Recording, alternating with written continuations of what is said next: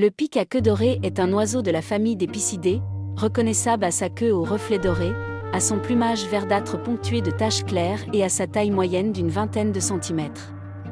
Le mâle se distingue de la femelle par la présence d'une bande rouge sur la tête, absente chez la femelle. Cet oiseau est spécialisé dans le forage des troncs. Il peut donner plusieurs dizaines de coups de bec par seconde sans endommager son crâne. Cette résistance est due à un crâne renforcé et légèrement spongieux qui absorbe les chocs, un bec rigide mais flexible, une langue très longue qui s'enroule autour du cerveau et agit comme amortisseur. Ces caractéristiques lui permettent d'accéder aux insectes cachés sous l'écorce ou dans le bois. Le pic à queue dorée est largement répandu en Afrique australe. On le trouve en Afrique du Sud, Botswana, Namibie, Zimbabwe, Zambie, Mozambique. Il fréquente les savanes arborées, les zones boisées sèches et les lisières de forêt, généralement là où subsistent de grands arbres isolés. L'espèce se nourrit principalement de fourmis et de termites. Elle complète son régime par des larves et autres insectes xylophages. La langue collante, pouvant mesurer près de 10 cm, lui permet de capturer ses proies dans les galeries étroites.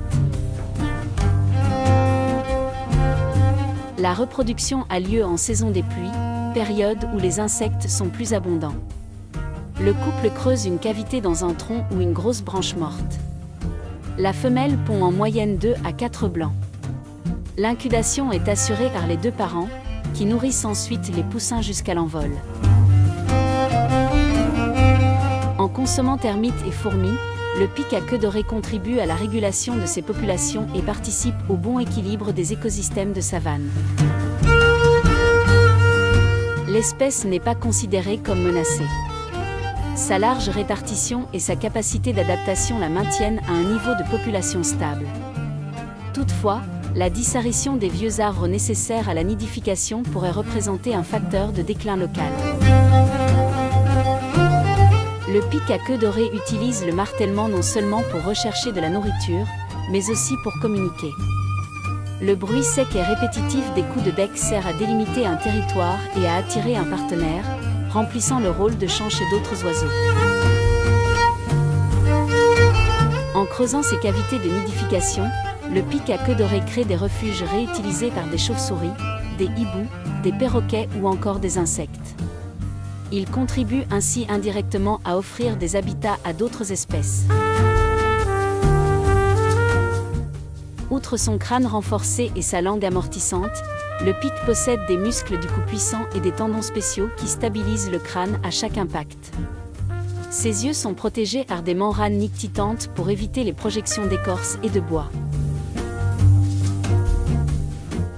Le pic à queue dorée est rarement nuisible pour l'homme, car il se nourrit presque exclusivement d'insectes. Dans certaines régions rurales, il est apprécié pour sa capacité à réguler les populations de termites et de fourmis. Le pic à queue dorée possède une vision extrêmement fine qui lui permet de détecter les plus faibles mouvements sous l'écorce, ce qui lui permet de localiser des insectes invisibles à l'œil nu. Il se souvient précisément de l'emplacement des cavités riches en insectes et des arbres qu'il a déjà visités, ce qui optimise ses recherches alimentaires et réduit les efforts inutiles.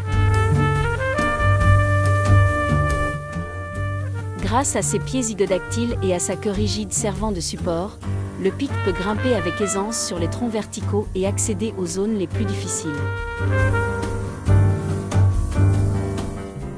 Le pic à queue dorée peut vivre plus de 10 ans dans son habitat naturel, ce qui est relativement long pour un oiseau de sa taille et témoigne de sa grande résilience. Les trous qu'il perce dans les troncs favorisent également la décomposition du bois et la colonisation par des champignons et micro-organismes, participant ainsi au recyclage des nutriments dans l'écosystème.